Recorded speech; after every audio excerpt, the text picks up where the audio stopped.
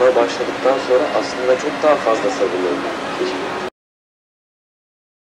Kağıt üzerinde tasarımını yapıyorum. Kimi çalışma 3-4 saat sürüyor, kimisi aylar sürüyor. İşin sonuna geldiğin noktada bile şuradan dibinden bir yanlış hareket yapsan ya da bıçağın ucu farklı bir noktaya değse kırılabiliyor. Kırıldıktan sonra ilk başlarda çok moralim bozuldu. O moral bozukluğu artık şu anda bir kahveyle, küçük molayla yaşayabiliyorum. Çünkü beni izledim, yukarıya dolaştı. Yani damarlarımda akıp dolaştığını hissediyorum. Ben sabırlı olduğuma inanıyordum. Ve buna başladıktan sonra aslında çok daha fazla sabırlı oldum. Yani bunu genele de bağlayabiliriz. Çok küçük bir noktada çok uzun yolculuğa çıkmış oluyorsun. Sabreder ve dikkatli çalışırsan, konsantrasyonu doğru kurarsan gerçekten başarıyorsun. Bu hayatta da böyle.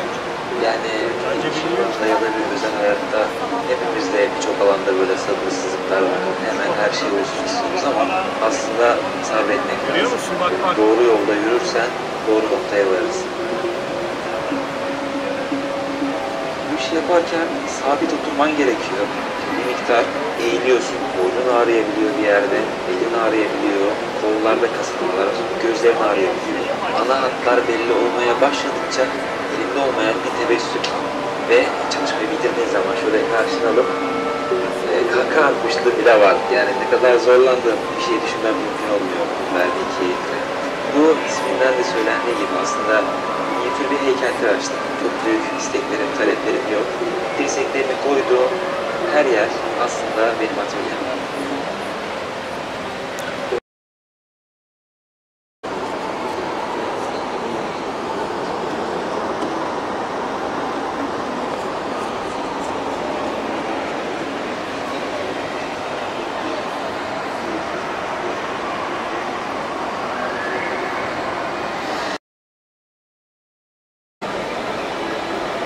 Oradan anlaşılmaz mı? Şu yandan çeksen bence daha iyi baba. Hangi yerden? Yani buradan şeysiz, merceksiz. O senin gözün.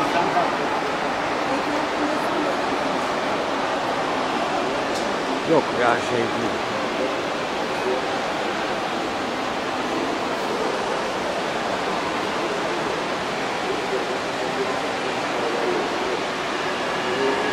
Şey yapmış. Tuncay yapmış.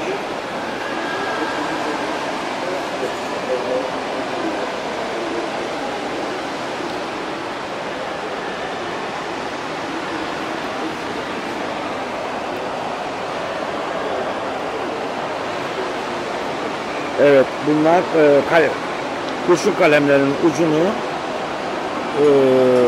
yontarak heykeltıraşlık yapmış. Bu tabi sanat. Evet baksana. Kuru kafa var.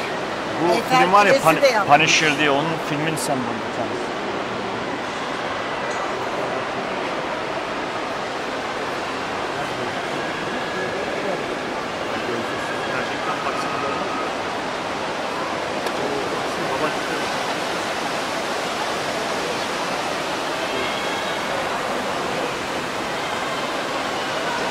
Abla geldiğimizde başladı. Gördün mü şimdi? Geçimle gördüm.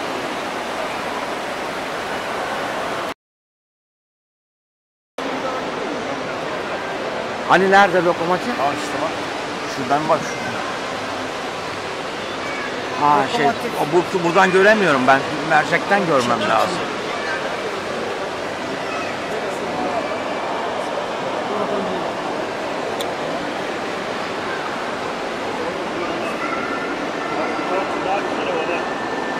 Orada da var.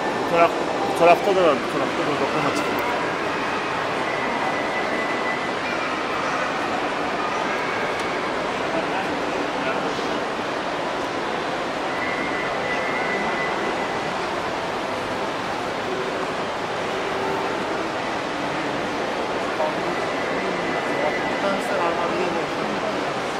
Merhaba.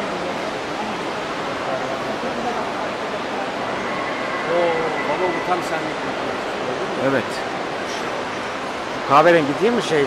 Evet, tren. bak buradan şeyden bak, mercekten.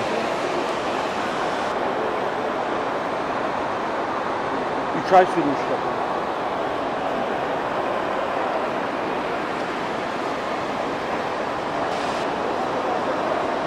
Neyse, görünmüyor tam.